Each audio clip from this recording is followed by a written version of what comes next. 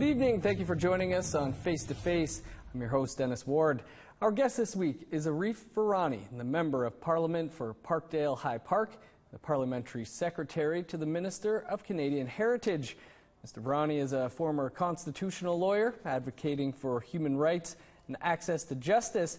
He's currently taking part in meetings with various Indigenous language practitioners, experts, and community members, work that is part of a plan announced last year by Prime Minister Justin Trudeau to develop an Indigenous Languages Act to preserve, protect, and revitalize Indigenous languages with Indigenous people. Mr. Virani, thank you so much for taking the time to join us here on Face to Face. Thank you for having me. It's a pleasure.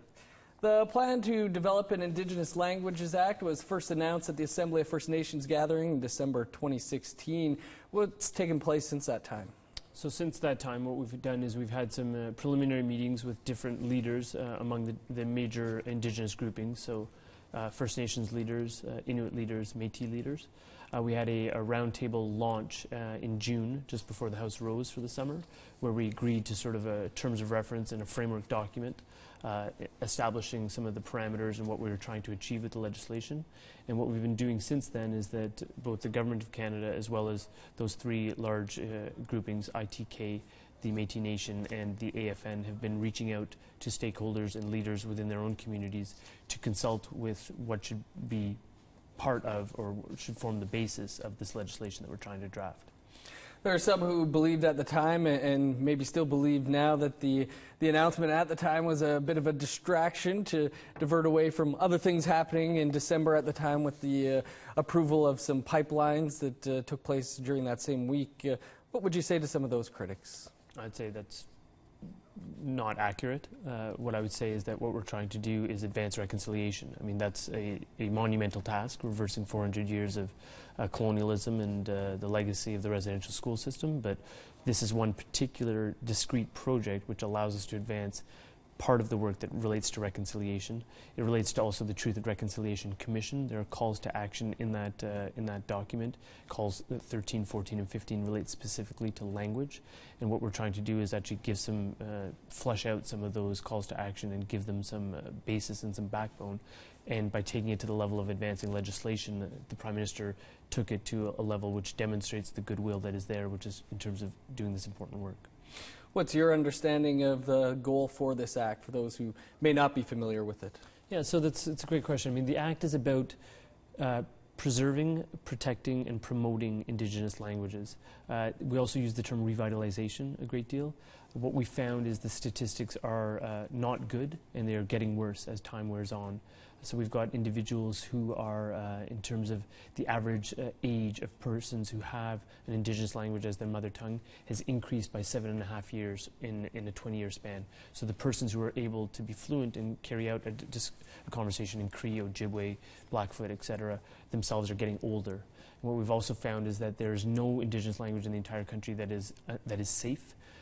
1/4 is unsafe, and fully 3/4 of all Indigenous languages are endangered at different scales, some being critically or severely endangered.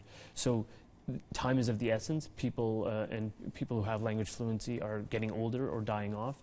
Languages themselves are becoming extinct, and that's what we're trying to work to address, because we know that the policies of the residential school system were basically taking languages out of individuals. What we're trying to do is restore that sense of identity and belonging by restoring the language abilities of individuals around the country. What type of funding has been put in place to put this plan into action? Yes, it's a great question. So the legislation itself is very much in the development stage. So we don't have a legislation that we've tabled in the House of Commons, nor do we have money that's been put on the table for that legislation.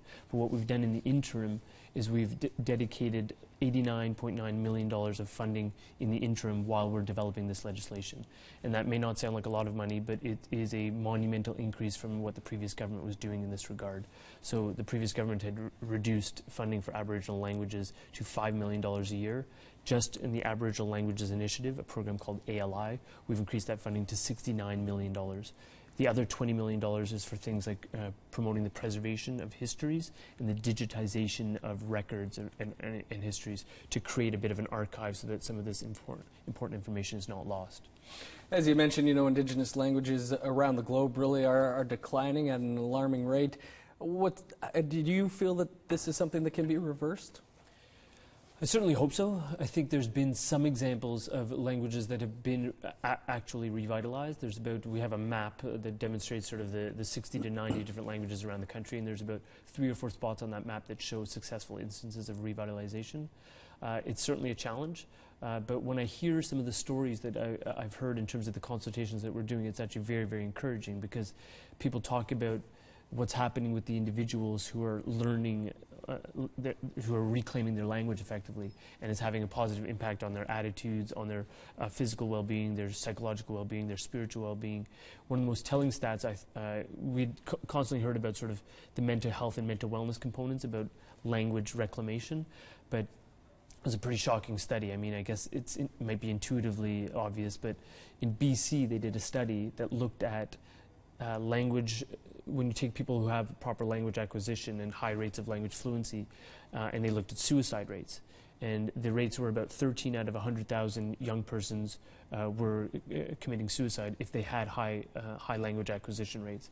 That number ballooned to 97 out of 100,000 where people did not have high language acquisition rates, which just buttresses, from an evidentiary perspective, this idea that when people have that stronger sense of identity and belonging to their community and to their culture, they're better off in terms of their psychological well-being and their mental health well-being, which is critical. I mean, that study really leapt off the page to me.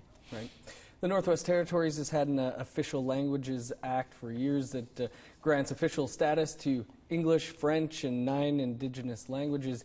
Yet despite the measures, Indigenous languages are still declining there. Is there anything that can be learned, do you think, from the Northwest Territories? Absolutely. We're trying to look at different statutory instruments that already exist. The Northwest Territories has an instrument, Nunavut has an instrument that came up in discussions I had just today in Winnipeg on this very issue. And we're trying to take best practices about what's working and what isn't working. Sometimes it's the remoteness of locations. Sometimes it's the remoteness of communities.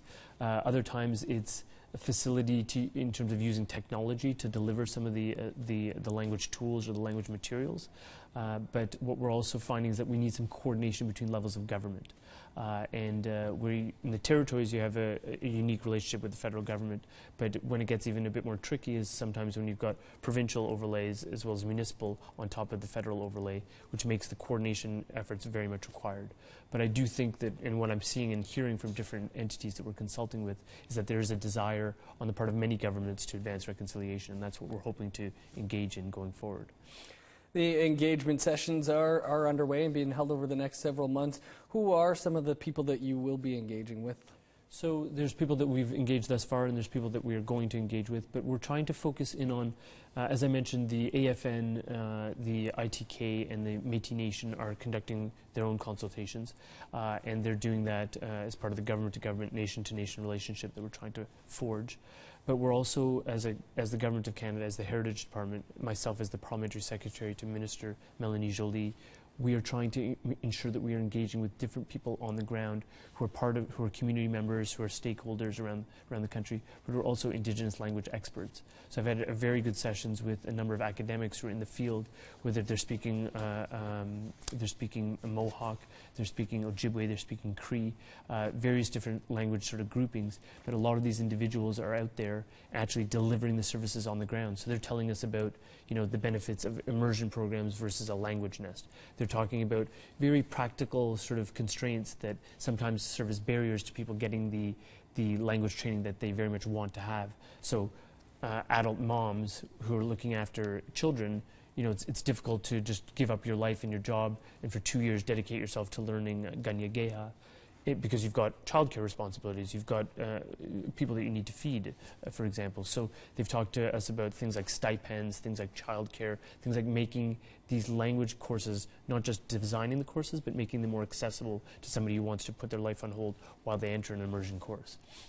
We're speaking here with Mr. Virani, a Member of Parliament for Parkdale High Park, who's also the Parliamentary Secretary to the Minister of Culture, who's currently engaging in some consultations for the Indigenous Languages Act. We've got to step aside for a quick break, and we'll return with more on Face to Face.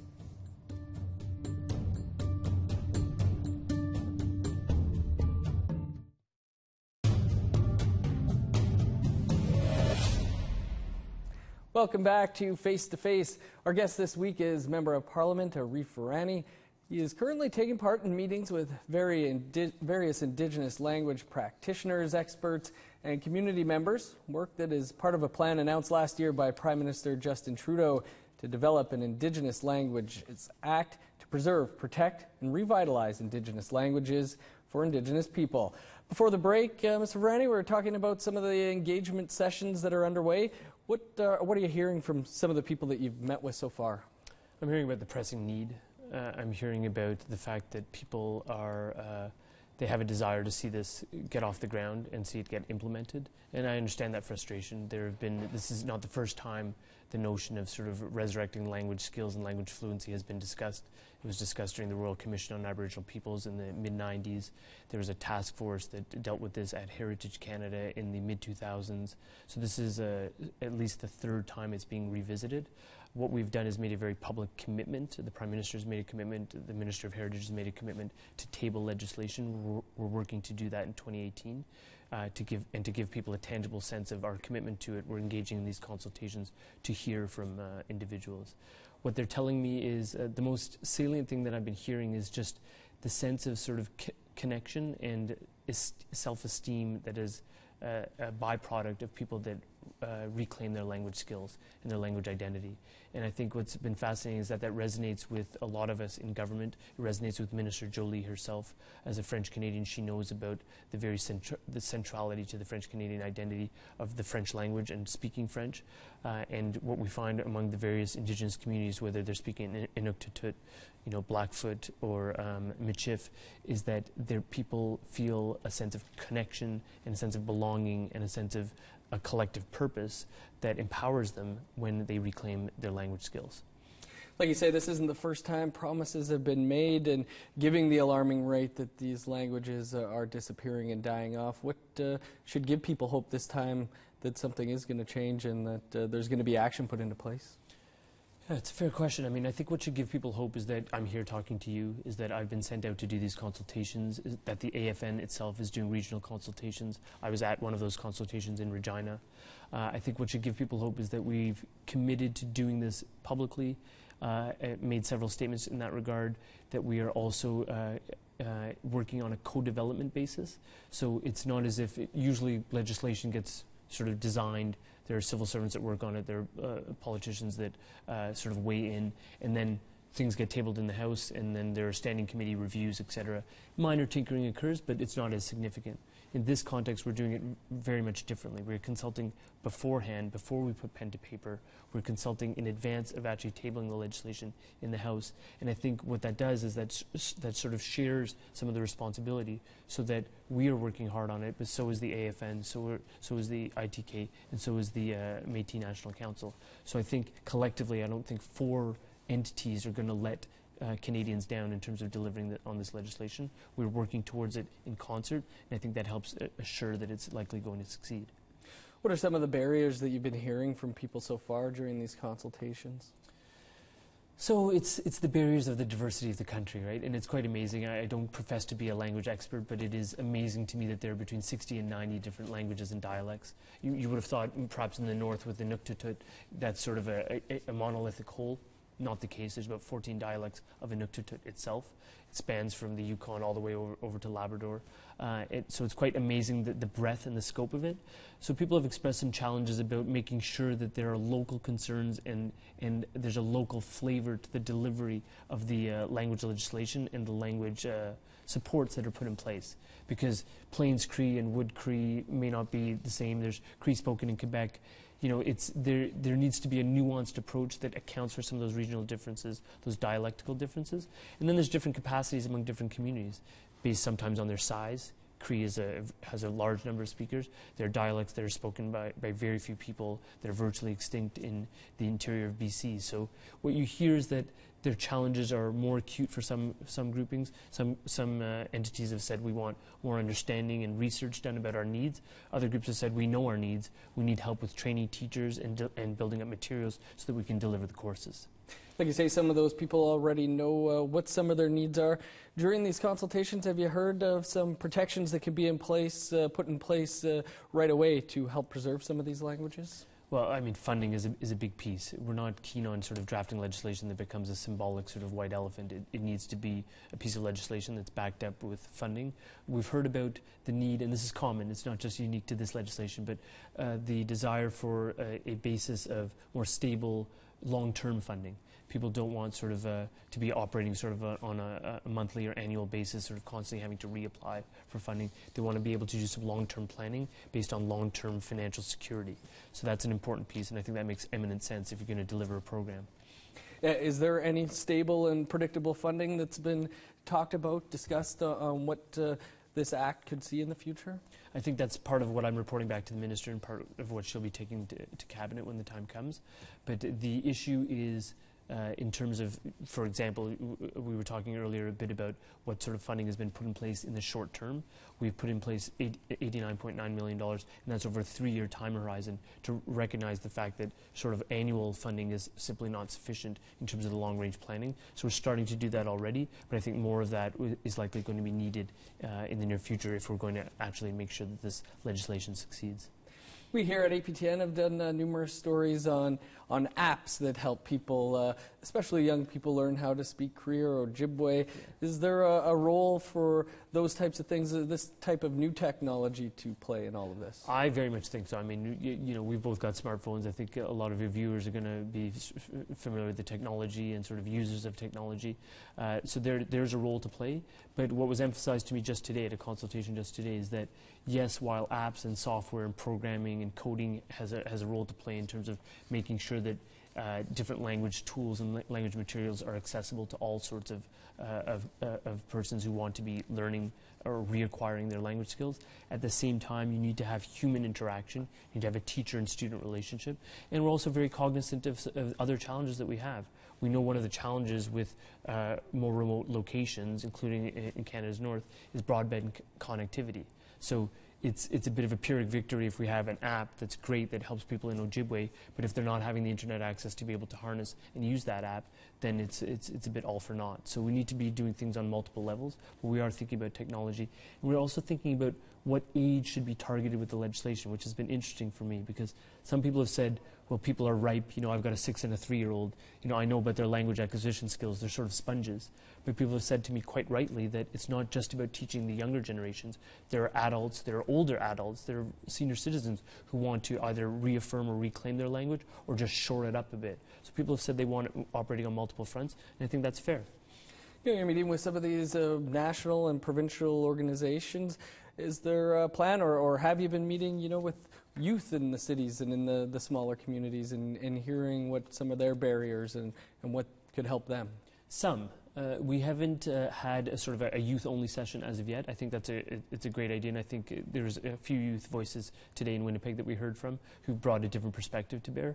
And I think that's something that from the Prime Minister on down, we're very concerned with empowering youth and ensuring youth voices are at the table. And youth themselves, in terms of they're part of some of the good news stories that I've been hearing about people reacquiring their language skills, but also they bring a specific perspective on what would help in terms of they're acquiring the languages and maintaining it going forward. So that's something that we're going to be looking at a bit more closely going forward. How long are the consultations going to be taking place for? So there's the timetable is fairly flexible. We're doing consultations this summer, as is the AFN, ITK, and MNC. We are meant to regroup back in the fall and sort of report back to one another, all 4 of us at the table again together, about what we've heard. And then the idea is, again, to work towards tabling legislation in the House of Commons in 2018. Is it likely that we'll see a commissioner or a number of commissioners that take on this act? Yeah, so that's one of the points of our discussion. So as I mentioned, with the Truth and Reconciliation Commission calls to action, call number 15 asks for the appointment of an Aboriginal Languages Commissioner. And what we've been discussing is that a useful recommendation? Is that something that could be implemented? How would it work in terms of one Aboriginal Languages Commissioner for the entire country? I've been getting input from First Nations groups, Inuit groups, and Métis groups on that. Some people have mooted the idea of having multiple language commissioners for different Indigenous groupings, or for different language families, or for different regions of the country. So it's not etched in stone, but that is obviously a model that we've looked at in terms of the recommendation in the TRC calls to action, but also we've got a model somewhat analogous in terms of the Official Languages Act, where we have an Official Languages Commissioner for the entire country. Names being floated to you as you're out there doing this consultation? It happened today. I'm not going to disclose who that was, but names are being floated. But that's part of the process. I mean, I think it's important where what's useful to me is that you really get a sense of the depth and breadth of expertise around this country on language issues. I had an incredible meeting with the folks, Brian Miracle and his daughter Zoe, and the work they're doing at Six Nations outside of Brantford, Ontario. And you see the sort of the work that's being done around the country, how the success stories that are out there, and obviously you start thinking about different possibilities. But that's for later on down the path. I think what we're trying to do is work on the legislation. If we end up with a commissioner model, then we would obviously be looking around the country for the best candidate or candidates. Mr. Virani, we appreciate you taking the time to join us here on Face to Face and speak with us about this important thing, and everybody will be looking forward to see what happens with the legislation going forward. Thank you. It's been an honor to work on it, and I think what's important is that it isn't just Indigenous Canadians that are talking to me about this. There's a strong desire from non-Indigenous Canadians to do right on this file because people appreciate the legacy of the residential school system, but also about the need for restoring language skills as a means of empowering the community. But thank you for having me. Chimigwech. Again, thanks to MP Virani. We'll be back in just a few minutes to wrap up this week's show.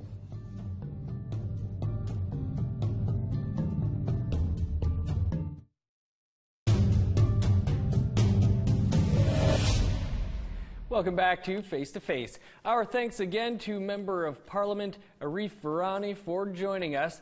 Next week, our guest is Assembly of Manitoba Chiefs Grand Chief Arlen Dumas. In July 2017, he was elected as the Grand Chief of the Assembly of Manitoba Chiefs. Prior to that, he, like his grandfather before him, was the chief of Matthias Colomb Cree Nation. Here's a preview of our conversation. We have 11,000 children in care. You know, the current and again, this is an issue that the current government has to inherit. But regardless, they will be held accountable. But if you take a look at the commodities that our children have been made to be over the last 15 years, it's an embarrassment. It's an embarrassment that we have so many children, that people have built an industry on behalf of our children, you know, and it's truly looking to be more and more like a second generation of residential school, and in order to change that, we will have to bring forward the tangible solutions to do that, and we're prepared to do it. You know, we're going to do it. That's all for today. We're always looking for new guests, so if you have any suggestions, please email us at news@aptn.ca. And a reminder, Face to Face is now also available as a podcast.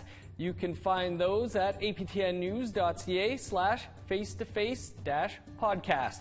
Thank you for tuning in to Face to Face. I'm Dennis Ward. We'll see you next time.